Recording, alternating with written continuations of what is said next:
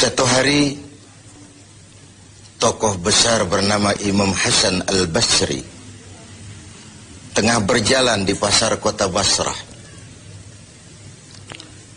Datang seseorang lalu bertanya kepada beliau, "Ya Aba Ishaq," wahai Abu Ishaq, panggilan buat Imam Hasan Al-Basri. Katanya dalam Quran itu, "Ud'uni astajib lakum." Berdoalah kepadaku, aku akan jawab doamu. Mintalah kepadaku, aku akan penuhi permintaanmu. Begitu janji Allah dalam Quran. Lah kami ini, kata si orang tadi, sudah lama berdoa kepada Allah. Sudah banyak kali kami memohon kepadanya. Wah, kok sampai sekarang doa kami nggak dijawab-jawab, nggak pernah dikabulkan. Ini bagaimana? Katanya berdoa, aku kabulkan. Sudah lama kami berdoa. Kenapa nggak pernah dikabul-kabulkan? Apa doa kami salah pasang? Apa Tuhan pas kebetulan nggak dengar? Atau bagaimana ini? Imam Hasan Al-Basri senyum lalu menjawab, "Ya ahlal Basrah, hai penduduk Basrah, hatimu mati. Dari hati yang mati, bagaimana mungkin doa akan terjawab? Tidak ada getaran yang menyebabkan channel kepada Allah itu nyambung. Tidak ada. Dari hati yang mati, doa tidak mengeluarkan getaran untuk sampai kepada aras. Hatimu mati, maka doamu tidak dikabulkan." Kita renungkanlah jawaban ini. Sederhana, doa tidak didengar Tuhan. Permohonan tidak dikabulkan olehnya.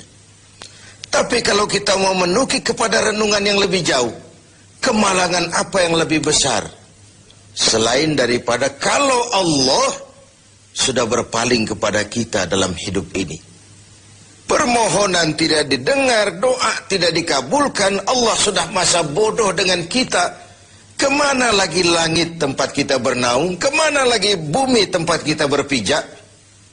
Kalau Allah sudah berpaling dalam hidup ini kepada kita, itulah kemalangan yang paling besar dalam hidup ini. Sementara kita berleha-leha, menurut kita kemalangan itu kehilangan jabatan. Kemalangan itu kehilangan harta benda. Kemalangan itu adalah kehilangan orang yang kita sayangi. Allah berpaling dalam hidup kita, tidak pernah kita melakukan evaluasi.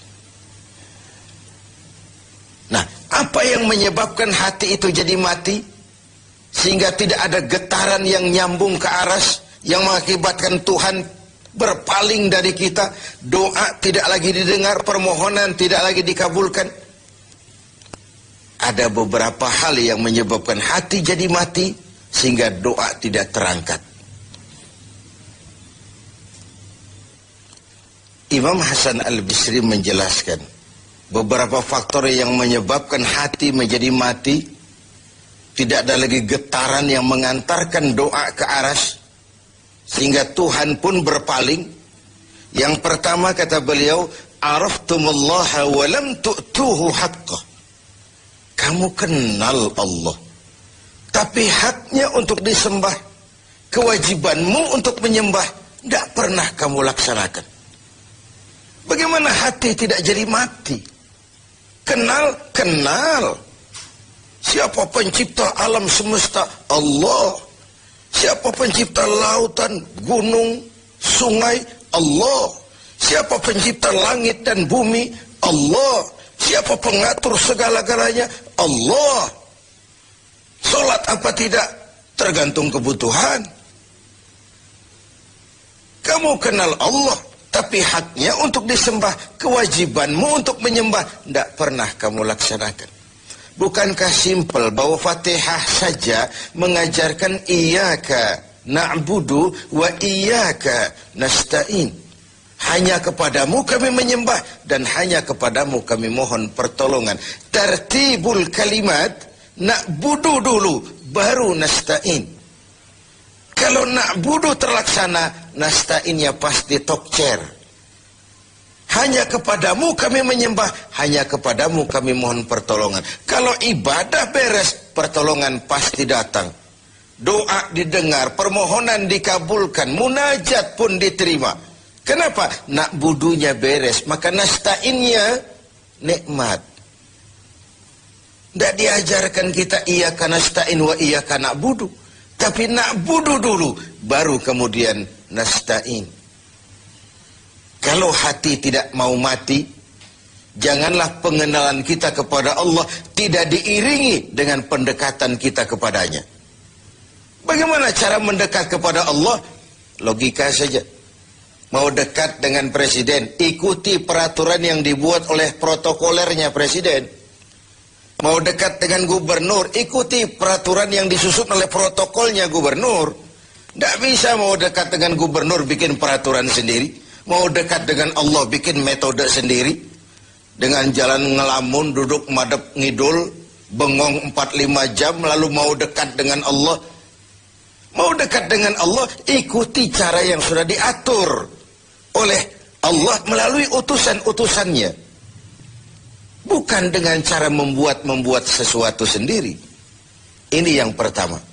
Lalu yang kedua, yang menyebabkan hati jadi mati, qara'tumul Qur'an walam ta'malu bih. Kamu baca Al-Quran, kamu dengungkan Al-Quran, kamu sanjung Al-Quran, walam ta'malu bih. Tapi isinya, ajarannya tidak pernah kamu laksanakan. Isinya, ajarannya sering malah diinjak-injak. Bukankah kita hidup di satu zaman di mana tuntunan sudah menjadi tontonan, dan tontonan sering dianggap sebagai tuntunan? Bukankah kita hidup di satu masa di mana orang yang jujur dikhianati dan pengkhianat malah diberikan amanah? Bukankah zaman ini sudah terjadi pergeseran nilai yang sedemikian rupa? Kita baca Al-Quran, kita musabakohkan pula bacaannya, tapi isinya, ajarannya tidak pernah kita laksanakan. Bahkan nyaris sering kita injak-injak. Hati jadi mati. Sama dengan kalau kita dikirimi surat oleh seseorang yang sangat kita kagumi. Kita baca surat itu siang malam. Kita ceritakan kepada orang, saya dikirimi surat oleh orang yang sangat saya kagumi. Tapi perintah yang ada dalam surat itu tidak pernah kita laksanakan. Saya percaya betul yang kirim surat mesti marah. Kau baca itu penting supaya kau ngerti apa isinya. Tapi setelah kau ngerti, mbok ya laksanakan. Begitu Al-Quran diturunkan kepada kita. Kamu baca Al-Quran, tapi isinya tidak pernah kamu amalkan. Bagaimana hati tidak akan menjadi mati karenanya? Yang ketiga, penyebab hati itu menjadi mati, akaltum ni'mata rabbikum walam tashkurulah. Kamu makan nikmat Tuhanmu, tapi tidak pernah kamu bersyukur kepadanya. Ikan Tuhan di laut itu tiap hari diciduki, tapi Tuhannya diabaikan. Tidak pernah sesaat pun dalam hidup ini nikmat Allah pernah berhenti. Sejak kita bangun tidur sampai kita tidur kembali, bahkan tidur itu sendiri. Dari sekian nikmat yang kita tidak akan pernah sanggup menghitungnya, Tuhan cuma minta syukuri nikmat itu. Kalau kau syukuri, aku tambah. Kalau kau ingkar, azabku itu pedih. Tiap hari kau makan nikmat Tuhanmu, akaltum ni'mata rabbikum. Kau makan nikmat dari Tuhanmu, walam tashkurulah, tapi kepadanya kamu tidak pernah bersyukur. Baik syukur dalam bentuk ucapan, lebih-lebih syukur dalam bentuk perbuatan. Karena kalau syukur ucapan semua bisa. Alhamdulillah, terima kasih Tuhan, puji syukur, terima kasih Tuhan. Tapi perbuatannya sering tidak sinkron dengan ucapannya. Kalau saya diberikan harta oleh Allah, mulut saya tidak pernah berhenti. Alhamdulillah Tuhan, terima kasih dikasih harta. Tapi pelitnya 17 setan. rasanya orang itu baru syukur perbuatan, baru syukur ucapan, belum syukur perbuatan. Karena syukur perbuatan artinya mempergunakan suatu nikmat sesuai dengan kehendak yang memberikan nikmat itu. Allah memberikan harta kepada saya. Apa yang Allah kehendaki dengan menggunakan harta ini? Bagaimana kehendak Allah tentang penggunaan harta ini?